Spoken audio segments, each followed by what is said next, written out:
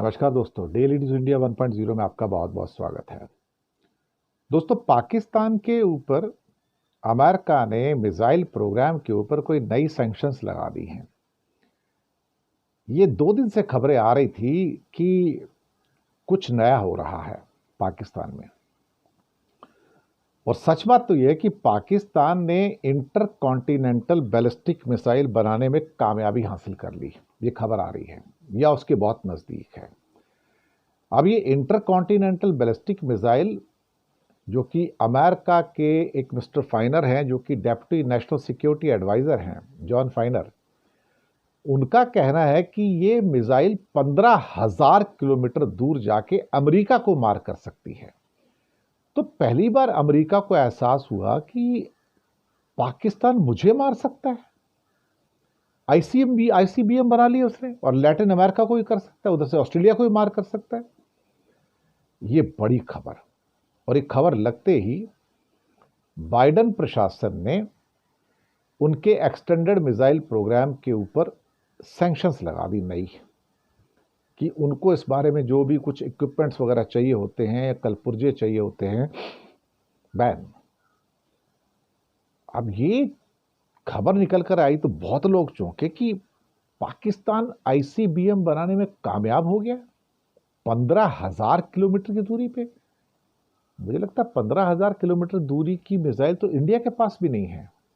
ICBM जो कि inter continental ballistic missiles हैं, 5-6 हज़ार किलोमीटर की वाली तो हमारे पास हैं, 7-8 हज़ार किलोमीटर वाली भी होगी तो अग्नि वाला जो फाइनेस्ट है वो जा सकता है वहाँ पर, सारा चाइना भी कवर होता है।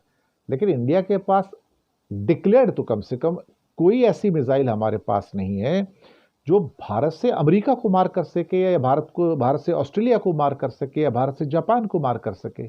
ऐसी तो कोई मिसाइल नहीं है। लेकिन पाकिस्तान वो मिसाइल बनाने के इतना नजदीक आ गया, या उसने बनाने में कामयाबी हासिल कर ली, अब अंदर की खबर दोनों में से एक है। तो मैं भी बड़ा हैरान हुआ कि पाकिस्तान का मिसाइल प्रोग्राम इतना एडवांस। ये बात मुझे पहले से पता थी कि पाकिस्तान और नॉर्थ कोरिया के बीच में जो कोलैबोरेशन है वो बहुत बड़ा कोलैबोरेशन है, आज का नहीं है, करीब करीब 20-30 सालों से भी ज़्यादा का प्रोग्राम है। वो प्रोग्राम क्या था कि पाकिस्तान के पास most of the missile technology जो आई थी वो नॉर्थ कोरिया से आई थी, और फिर पाकिस्तान ने उसको रिफाइन किया। पाकिस्तान के पास बहुत सारे न्यूक्लियर और मिसाइल साइंटिस्ट हैं, मैं आपको बताऊं, इसमें कोई भी संदेह वाली बात नहीं है।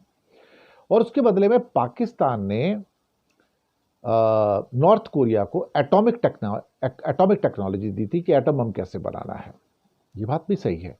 तो इन दोनों का ये जो आपस में जो कोलैबोरेशन है, ये बहुत पुराना कोलैबोरेशन है, नया नहीं है। और ये कोलैबोरेशन आज भी है, मैं आपको बताऊं। और अब जब उसकी एक्सिस में चाइना भी आ जाता है तो एक नई एक्सिस बन जाती है, और वो है रूस, चीन, नॉर्थ कोरिया, ईरान तो है ही, उसमें पाकिस्तान भी आता है। तो ये सारा का सारा जो नेक्सस बन रहा है अपने आप में, और चीन के ऊपर जो पाकिस्तान की डिपेंडेंस है बहुत बड़ी है। भले वो एक तरह से कहा जाए कि इकोनॉमिकली वीक है, लेकिन मिलिटरली पाकिस्तान इतना वीक नहीं है। और इस खबर ने तो अमेरिका को भी चौंका दिया। भाई आईसीबीएम बना के तैयार कर दी, तो इंडिया के पास भी नहीं है।